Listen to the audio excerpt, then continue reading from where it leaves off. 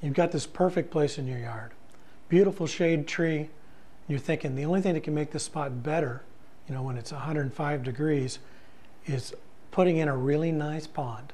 You can sit out there next to the waterfall in the shade of your tree, and it's going to feel so much cooler than anywhere else out in your yard. It'll be beautiful, it'll be great, it'll be fantastic. There's just two problems. Number one, and unfortunately I know all this from experience because I thought the same thing once, and I put in a nice pond under a beautiful big maple tree and ran into some issues, and let me tell you what those were. Number one, I ran into cutting up roots. It's amazing how far away from the trunk of the tree there are large tap roots for your tree. The drip line of your tree, that edge where the farthest extensions of the leaves, where if it rained, that's where the water would drip. That's where the trees pick up the most of their moisture, so that's where they have a lot of the roots. So if you're putting your pond in underneath the leaves, you're going to be cutting up a lot of roots. Now you can probably get away with cutting a few, but if you cut up too many, you're going to harm your tree. And having the tree fall over right on top of your pond kind of defeats the purpose. It's going to destroy your pond, and that kind of ruins the whole thing for you. So you have to be careful with cutting the roots of your tree. And if you do put your pond up next to the tree, you have to worry about leaves.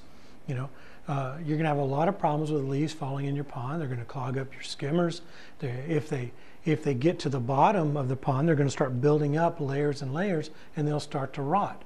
And that's bad news, because that's going to grow some bad bacteria that's going to hurt your fish, and it's going to be just a place that's you're going to have a lot of hydrogen sulfide gas that's going to be coming out of their gas bubbles, and as they break up through that sediment, they're going to get bust up at the top of the bubbles will burst when they hit the surface, and they're going to release that toxic gas, and that's bad for you. It's going to smell like rotting eggs, and it's also bad for your fish. It's basically kind of almost like that flesh-eating bacteria. It's bad news, so we don't want that. So we have to do a couple things if you've already done it, or if you are forced to put a pond in next to a tree. You're going to want to use a skimmer if at all possible, and be sure during the fall that you check that skimmer a lot, because it will fill up with leaves very quickly. The other thing you can do is do a lot of netting. As the leaves float, they're going to float for a little while. Skim them, get them out of there before they drop to the bottom.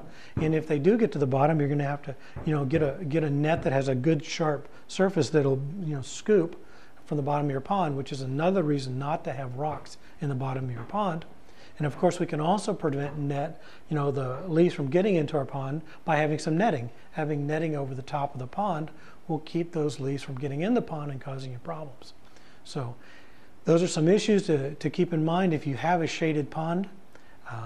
It can be really nice. It'll work out if you can avoid hurting your tree, and you can find a way to keep those leaves out of your pond.